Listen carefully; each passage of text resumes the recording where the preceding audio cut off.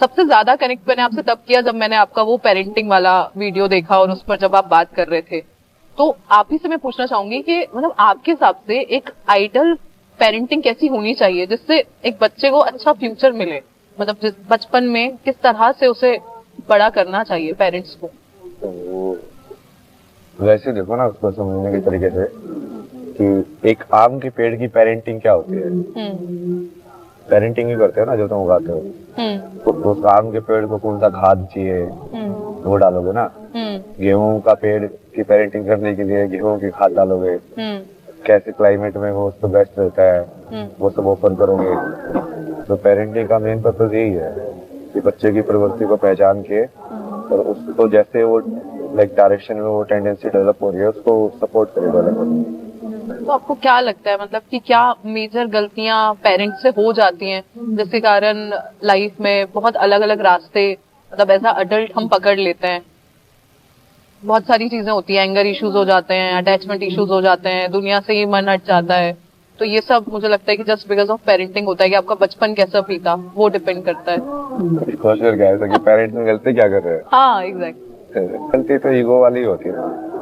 तो तब तक अनकंडीशनल लव तुम बोलते हो ना, कौन एक पेरेंट दिखा दो मुझे जो अनकंडीशनल लव करता हो। कोई नहीं, ये बोलने वाली चीज है ना।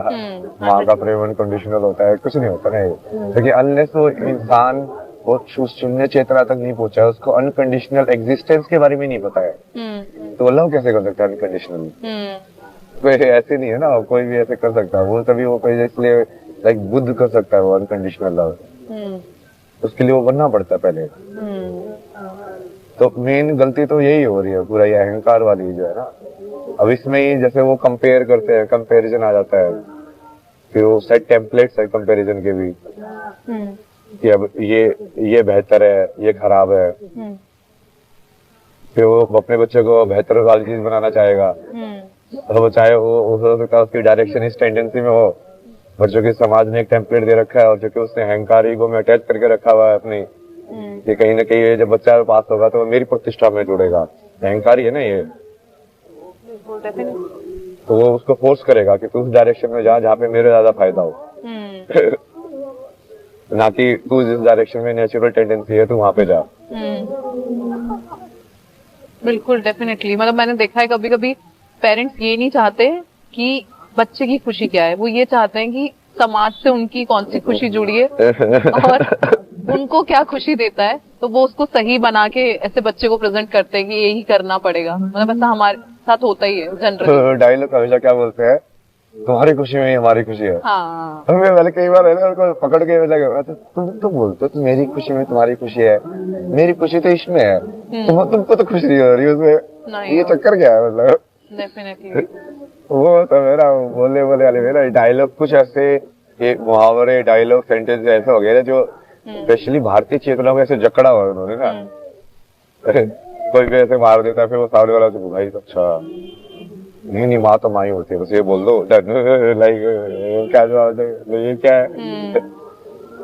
सब कुछ वही होता है, नदी नदी होती है, चूहा चूहा होता है, पेड़ पेड़ होता है, मतलब ये क्या है, मतलब क्या बोलना क्या चाहते हो?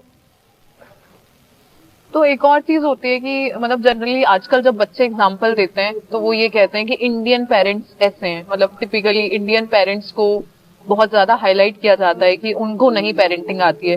लेकिन बिकॉज आपने लाइफ में इतना एक्सप्लोर किया है और बहुत पढ़ाई भी करी है, तो आपसे मैं पूछना चाहूंगी आपको क्या लगता है मतलब बाकी कंट्रीज में क्या सही तरीका होता है बच्चों को? India still on better side. अब क्या है ना, ये युग ही ऐसा है कि वो तुम्हारा वो क्या बोलते हैं इसको, ओपन विंडो ही ऐसा इतना शिफ्ट हो गया ना कि हर जगह ही बुराई हो रही है। तो यहाँ पे तो फिर भी सबसे कम हो रही है, यहाँ पे तो फिर भी पेरेंटिंग ठीक ठाक हो जाती है बहुत बार।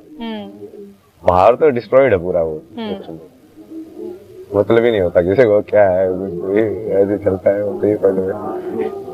अच्छा, मैंने खुद ने मतलब मेरी लाइफ में दो चीजें ऑब्जर्व करी है, मतलब दो तरह की फैमिलीज देखी। एक तो मेरी फैमिली बड़ी कंजर्वेटिव फैमिली से मैं आती हूँ, तो वो लोग बांध के रखना चाहते हैं, और एक मैंने फैमिली देखी कि वो इतना स्पेस देते हैं जितने की जरूरत नहीं है। और मुझे लगता है बीच वाला कोई शायद कर नहीं पा रहा है, कि उसी की वजह से हम बात कर रहे हैं कि बच्चे की जो हालत हो जाती है वो बैलेंस नहीं। वही चीज है ना, जैसे उस बच्चे को तुमको एक्सप्लोर करने का चांस भी देना है, बट वो जो एक्सप्लोरेशन में गिरे तो तुमको उसको प्रोटेक्ट भी करना है। That's how you develop kid, that is unconditional love. कि मैं आपको आप होने देना चाह रहा हूँ, बोल दे रहा हूँ, पर और जब आप गिर रहे हो तो मैं आपको सपोर्ट भी कर रहा हूँ। मैं आपके ऊपर कुछ ऐसे वो डाल भी नहीं रहा एक्सपेक्टेशन कि हाँ आपके बदले आप बदल जाओ, नहीं। मतलब ये सेल्फिश रीजन है कि मैं आपको गिरने ही नहीं दे रहा, आपको बाहर ही नहीं जाने दे रहा, क्योंकि मुझे डर है। तो पेरेंट्स को होता है जनरली। तो आपको क्या लगता है, मतलब ये सिर्फ पेरेंट्स के साथ ही होता है, या हम लाइफ में सारे जो हमारे रिश्ते हैं वो अगर ऐसे देखा जाए तो ये बड़ी हार्श रियलिटी है कि सभी झूठे हैं? मतलब लव तो कहीं पे भी नहीं है ना फिर, क्योंकि हर जगह कंडीशन अप्लाई होती है, टीएनसी अप्लाई होती है। झूठे ये टाइम ऐसा है, इसमें तो मोस्टली सभी झूठे हैं। और वो ये आधे टाइम तो यही डिस्कशन होता रहता है ना, कौन बड़ा झूठा है। ये डिस्कशन नहीं होता कि कौन सच्चा कौन झूठा है आज के टाइम में। तो कभी वो होता था, वो भी सत्यवादी हरिश्चंद्र जब थे कि हाँ ये सच्चा है ये झूठा है। और वो होता है ना, वो पूरा डिस्कशन और पूरी चेतना इतनी ज्यादा नेगेटिव में शिफ्ट हो गई है कि अब तो ये वाली चीज तो होती ही नहीं अच्छे बुरे वाली। ये तो कौन कम बुरा है भाई, ये देखो। क्या बताइए इसका तो।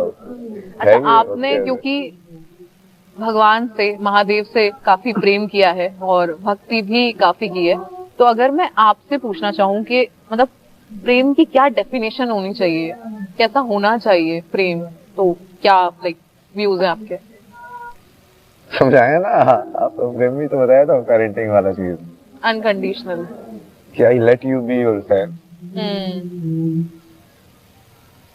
एक्सेप्टेंस, पूरा एक्सेप्टेंस। और अगर आप किसी को एक्सेप्ट नहीं कर पा रहे हो मतलब प्रेम नहीं है। okay. और अगर मैं आपसे पूछूं कि आपके लिए, क्योंकि हम आपको देखते हैं, मतलब जैसे महाकुंभ में आप घूमेंगे तो बहुत अलग अलग तरह के साधु आपको दिखेंगे, और ऐसा नहीं है, मतलब आपके अलावा भी जब हम देखते हैं तो साधु बनने की भी जो डेफिनेशंस हैं वो काफी चेंज हो रही हैं। कुछ बड़े मॉडर्न है, कुछ वही ट्रेडिशनल तरीके को फॉलो कर रहे हैं। तो एग्जैक्टली किसी के पास जवाब नहीं है कि एक साधु को ऐसा ही होना चाहिए। आपको जब हम देखते हैं तो अभी एजुकेटेड भी हो आप, और भी बहुत सारे लोग हैं जो बहुत एजुकेटेड हैं बट साधु बन गए हैं। तो आप लोगों के लिए स्पिरिचुअलिटी क्या है, मतलब क्या समझे हम? क्या गोल गोल क्वेश्चन करते हो आप तो।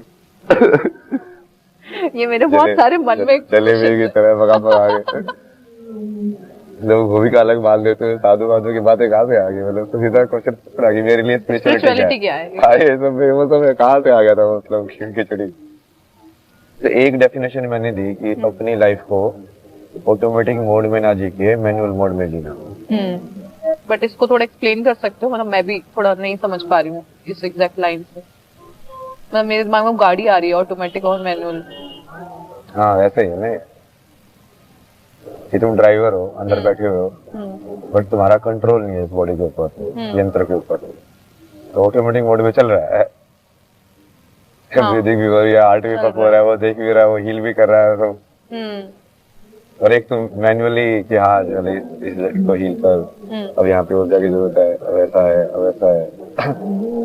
मन के विचार जब ऑटोमेटिक में चलने लगते हैं तभी तो इंसान स्ट्रेस, डिप्रेशन ये सब होता है। कि मैनुअल कंट्रोल लिया, स्विच नहीं मिलता किसी को, बंद कहाँ से करे इसको। ये एक डेफिनेशन है ना। मैं कौन हूँ का जवाब ढूंढना है, वो दूसरी डेफिनेशन। जैसे आपको मिल गया कि आप कल की हो। सुनते जाओ ना जवाब, प्रेजेंट में रहना, तीनों सेम ही चीज है। लेकिन यदि आप वो मैनुअल में चला पा रहे हो तो वो आपका मन जो है वो पास्ट और फ्यूचर में विचलित नहीं होगा ना, वो प्रेजेंट में पूरा